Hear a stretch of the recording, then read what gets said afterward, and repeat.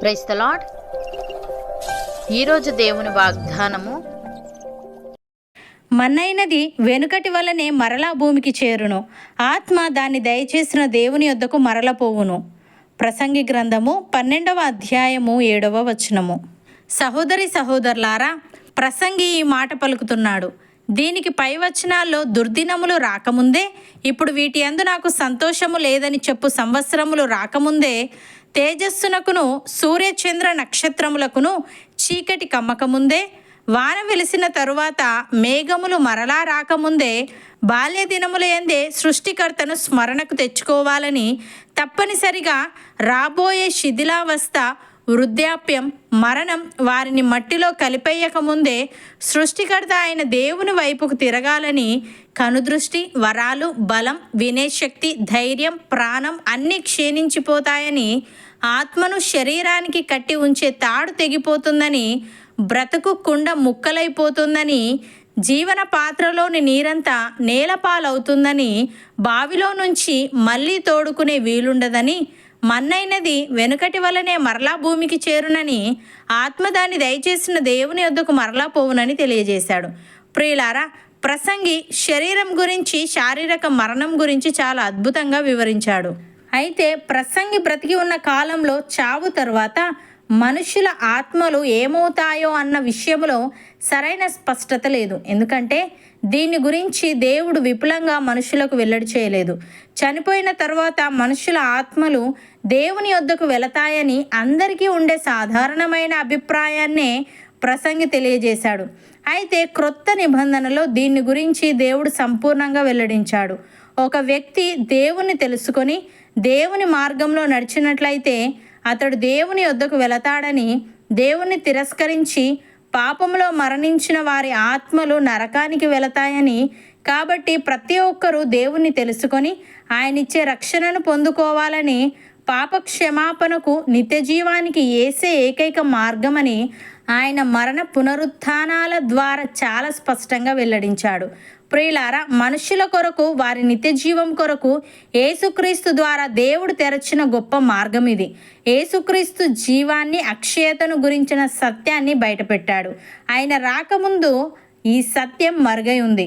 భక్తుడు ఈ విధంగా అంటున్నాడు: మన క్రియలను బట్టి కాక తన స్వకీయ సంకల్పమును బట్టి అనాది కాలముననే క్రీస్తు యేసునందు మనకు అనుగ్రహింపబడినదియు, క్రీస్తు యేసును మన రక్షకుని ప్రత్యక్షత వలన బయలుపరచబడినదియునైన తన కృపను బట్టి మనలను రక్షించి పరిశుద్ధమైన పిలుపుతో ఆయన మనలను పిలిచెను. ఆ క్రీస్తు యేసు మరణమును నిరర్ధకము చేసి జీవమును, అక్షయతను సువార్త వలన వెలుగులోనికి తెచ్చెను అని. ప్రియులారా, యోహాను యేసేను గూర్చి సాక్ష్యమిచ్చుచు, నా వెనుక వచ్చువాడు నాకంటే ప్రముఖుడు గనుక ఆయన నాకంటే ముందటివాడు ఆయననియు, నేను చెప్పినవాడు ఈయనే అనియు ఎలుగెత్తి చెప్పెను.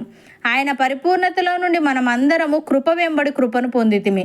ధర్మశాస్త్రము మోషే ద్వారా అనుగ్రహింపబడెను, కృపయు సత్యమును యేసుక్రీస్తు ద్వారా కలిగెను. ఎవడును ఎప్పుడైనను దేవుణ్ణి చూడలేదు. తండ్రి రొమ్ముననున్న అద్వితీయ కుమారుడే ఆయనను బయలుపరచెను.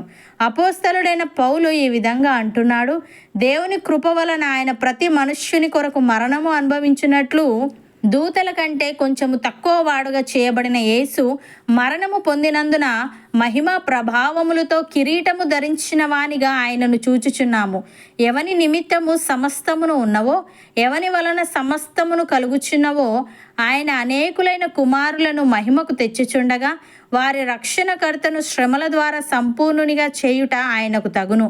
పరిశుద్ధపరచువారికిని పరిశుద్ధపరచబడు వారికిని అందరికీ ఒక్కటే మూలము. ఈ హేతు చేత వారిని సహోదరులను పిలుచుటకు ఆయన సిగ్గుపడక, నీ నామమును నా సహోదరులకు ప్రచురపరతును, సమాజము మధ్య నీ కీర్తిని గానము చేతును అనెను. మరియు నేను ఆయనను నమ్ముకొని ఉందును అనియు, ఇదిగో నేనును దేవుడు నాకు ఇచ్చిన పిల్లలును అనియు చెప్పుచున్నాడు. కాబట్టి ఆ పిల్లలు రక్తమాంసములు గలవారైనందున ఆ ప్రకారమే మరణం యొక్క బలము గలవానిని, అనగా అపవాదిని మరణము ద్వారా నశింపజేయుటకును, జీవితకాలమంతయు మరణ భయము చేత దాస్యమునకు లోబడిన వారిని విడిపించుటకును ఆయన కూడా రక్తమాంసములలో పాలివాడాయను. ఏలయనగా ఆయన ఎంత మాత్రమును దేవదూతల స్వభావమును ధరించుకొనక అబ్రహాము సంతాన స్వభావమును ధరించుకొని ఉన్నాడు అని.